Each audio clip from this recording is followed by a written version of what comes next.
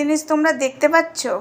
হ্যাঁ, এটা হলো আমাদের বিড়াল মাসি। এই দেখো বসে আছে, ওই যে জামা কাপড় ভেজানো আছে ঠিক গামলার পাশে ডাইনিংয়ে বসে আছে, ওই বাইরের দরজা দিয়ে ঢুকেছে। আজকে তো সানডে না, এই দেখো ঢুকেছে ওই দিক দিয়ে।